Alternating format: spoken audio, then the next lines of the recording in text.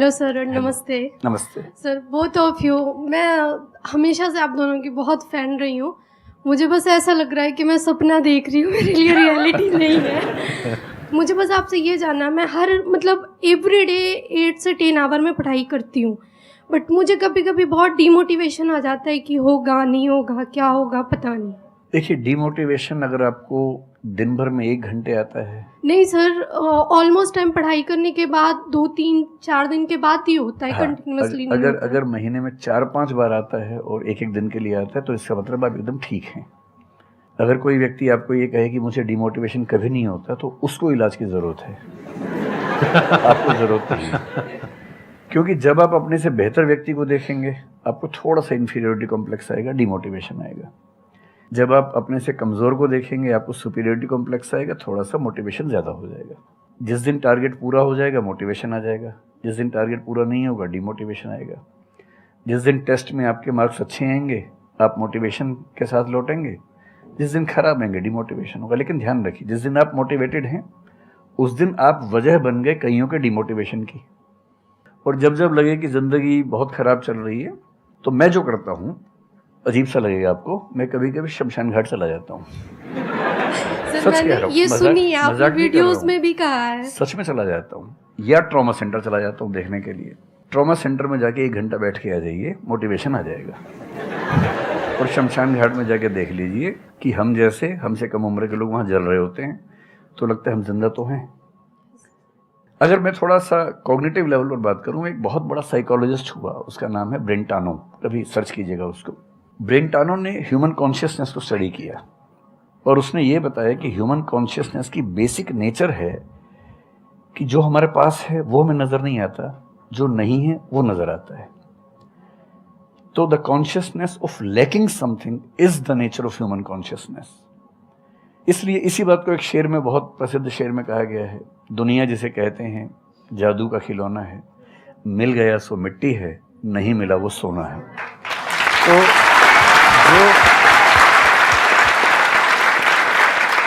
तो जो आपको नहीं मिलेगा ना, हमेशा बड़ा होकर दिखेगा, जो मिलेगा छोटा हो जाएगा। तो ईमानदारी इसमें है कि जब जब डिमोटिवेशन और डिप्रेशन हो, एक कागज़ लेके बैठ जाइए और एक तरफ लिखिए मेरी ज़िंदगी में ऐसा क्या क्या है जो दूसरों के पास नहीं है। पेज भर जाएगा पूरा। तो जो है उस पर ध्यान दीजिए और एंजॉय कीजिए। मेरा क्वेश्चन है कि आजकल बहुत लोग बोलते हैं कि एजुकेशन सिस्टम हमारा पुराना हो गया है और बहुत लोग बोलते हैं कि इसे चेंज करना चाहिए और ये सारी चीज़ें बहुत पुरानी हो रही है जो हम अभी करंटली पढ़ रहे हैं। तो इस पे आपका ओपिनियन क्या है? एजुकेशन सिस्टम में तो बहुत मेजर चेंजेस की ज़रूरत है और ये बात भारत सरकार ने एक्सेप्ट भी की है, नई पॉलिसी भी लेके आए हैं। मतलब मुझे लगता है कि कई लेवल्स पे देखना है। सबसे पहले तो ये डिफाइन करना ज़रूरी है कि एजुकेशन का पर्पज़ है क्या। क्या पर्पज़ केवल नौकरी लेना है, एक जॉब मिल जाए, वही पर्पज़ है? मैं उससे एग्री नहीं करता हूँ।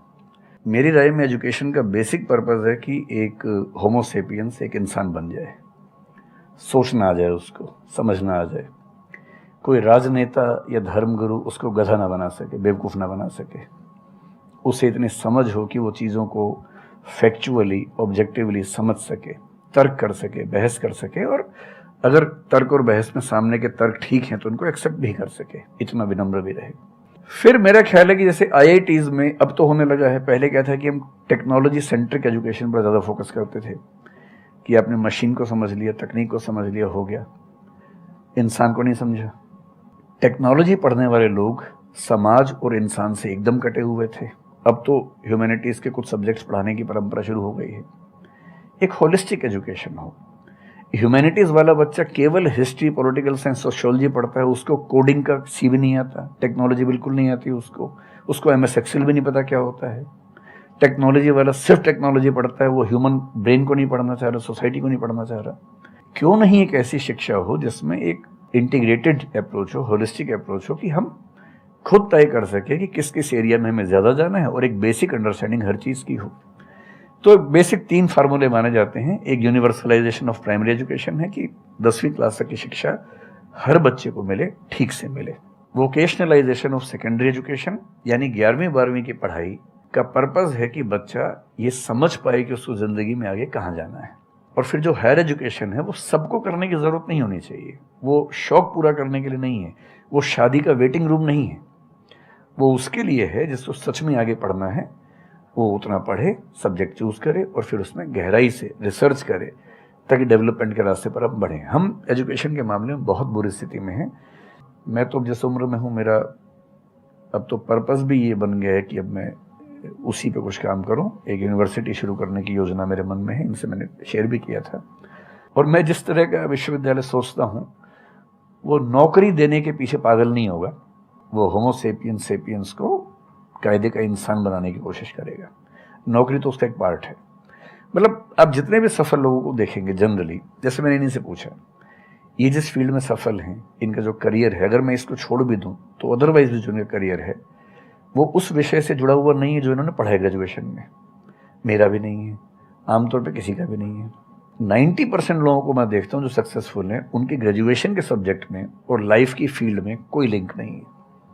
तो बेसिक पर्पस क्या है? वो स्मार्टनेस बाहर आ जाए, ग्रूमिंग हो जाए, इंटेलिजेंस है, इमोशनल इंटेलिजेंस है, वो सब जो टूल्स हैं वो उस बच्चे को सीखने को मिल जाए ताकि फिर वो ज़िंदगी को फेस कर सके, इनोवेट कर सके, नए रास्ते निकाल सके। 1000 रास्ते दुनिया में होते हैं। तो सच बात है कि काफ़ी चेंजेस की ज़रूरत है और आप और हम मिलके करेंगे चेंजेस। हाँ, सॉरी, थॉमस एडिसन बल्ब के आविष्कार में लगा हुआ था, हाँ जी, 1000 बार फेल हुआ। तो किसी ने उससे पूछा कि यार तुम बार बार करते होता तो है नहीं तुमसे, क्यों कर रहे हो? तो उसने पता है क्या कहा?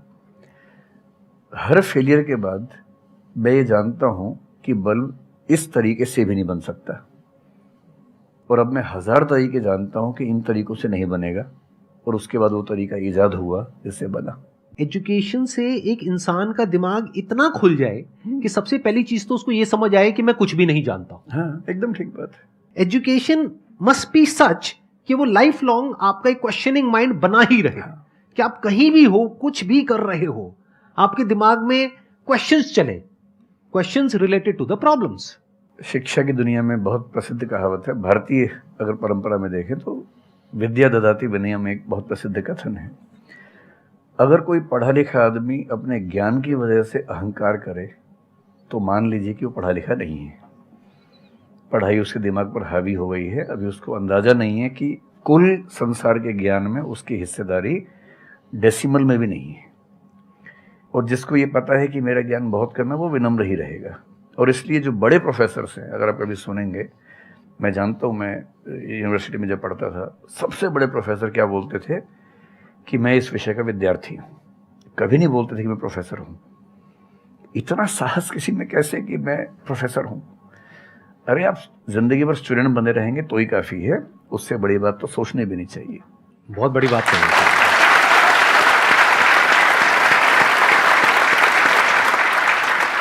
मतलब कि एजुकेशन का गोल आपको प्रोफेसर बनाना नहीं है, आपको स्टूडेंट बनाना है। हाँ। अगर सर की बात को आगे एक्सटेंड किया जाए, एकदम सही बात। एक लाइफ लॉन्ग स्टूडेंट, कि आप सीखते चले जा रहे हो, सबसे जिससे मिल रहे हो, लोगों से सीख रहे हो, सिचुएशन से सीख रहे हो, अपनी लाइफ के अच्छे एक्सपीरियंसेस से सीख रहे हो, बुरे से सीख रहे हो। जैसे मैंने देखा है, जब भी यहाँ पे कोई क्वेश्चंस पूछते हैं ना, सबके क्वेश्चंस एक ही होते हैं, सर सक्सेसफुल कैसे हो। कभी मैंने आज तक ये क्वेश्चन नहीं सुना किसी का भी जो इससे बड़ा क्वेश्चन है, जो आप रिलेट कर जाएंगे कि सर सक्सेस हमारा दिमाग खराब किस तरीके से करती है, या सक्सेस का क्या माइनस पॉइंट है। सही बात। सक्सेसफुल होने से बड़ा है मीनिंगफुल होना, सार्थक होना। सफल होना छोटी बात है, सार्थक होना ज़्यादा बड़ी बात है।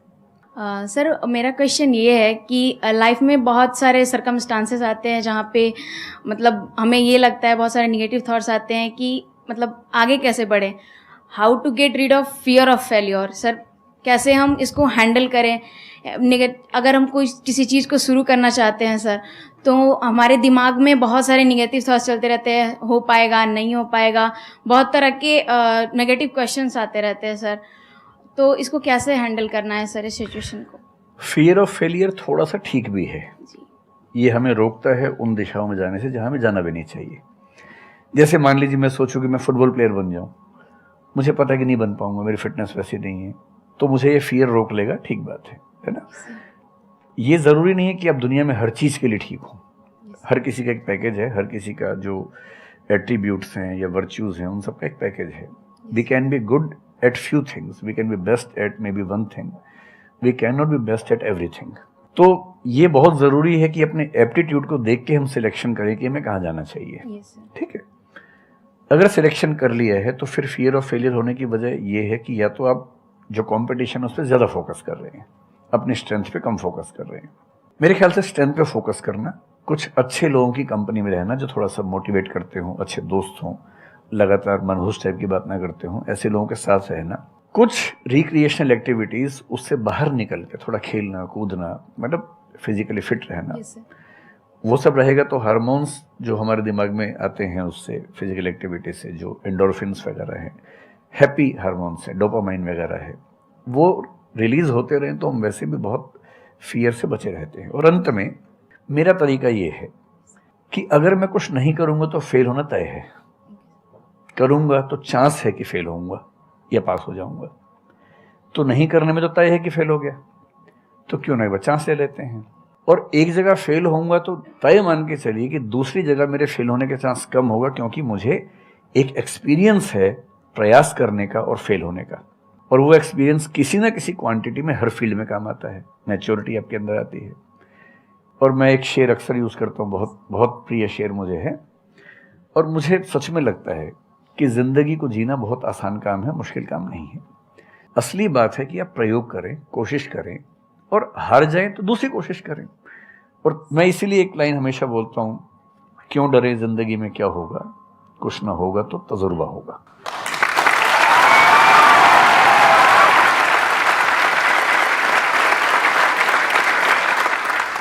मुझे भी सर के जैसे मोटिवेशनल स्पीकर बनना है सर, पर मैं ये सोचती हूँ कि अगर मैं वीडियो बनाऊँगी, कंटेंट बनाऊँगी, तो सदीप सर को छोड़ के या फिर बहुत बड़े बड़े मोटिवेशनल स्पीकर्स हैं उनको छोड़ के मुझे देखेगा कौन। मतलब ये मेरे अंदर थॉट्स आते हैं कि अभी मेरा मतलब मैं 19 ईयर की हूँ, तो मैं जब वीडियो कंटेंट बनाऊँगी तो मैं कुछ, मुझे ऐसा मतलब मेरे अंदर ये थॉट है कि मैं कोई बड़ा आदमी नहीं हूँ या फिर कुछ बड़ा नहीं हूँ, तो मैं ये वीडियो कैसे डाल सकती हूँ, लोग क्या सोचेंगे कि मतलब तू ये तो खुद कुछ नहीं है और लोगों को मोटिवेट कर रहा है, ऐसा मेरे अंदर थॉट आता है। पहले या तो कुछ कर लीजिए ज़िंदगी में, उसके बाद मोटिवेट कर लीजिए, और नहीं तो मोटिवेशन एक पूरी साइंस है, साइकोलॉजी से जुड़ी साइंस है, उसको ठीक से पढ़ के रिसर्च करके उससे बात कीजिए। शुरू में तो जब इन्होंने भी शुरू किया होगा, कहाँ शुरू में लोग जानते होंगे, बड़ी लंबी स्ट्रगल होती है, किसी भी फील्ड में इतनी लंबी स्ट्रगल है। देखिए जो आदमी सफल है ना, आप ये जो हमारा वर्तमान है ये ऐसे ही नहीं बन गया है। हर सफल आदमी का एक बहुत लंबा अतीत होता है जिस पर नज़र किसी की नहीं होती है। और बशीर बद्र ने एक बड़ी गहरी बात कही थी, ये फूल मुझे कोई विरासत में मिले हैं, तुमने मेरा कांटों भरा बिस्तर नहीं देखा।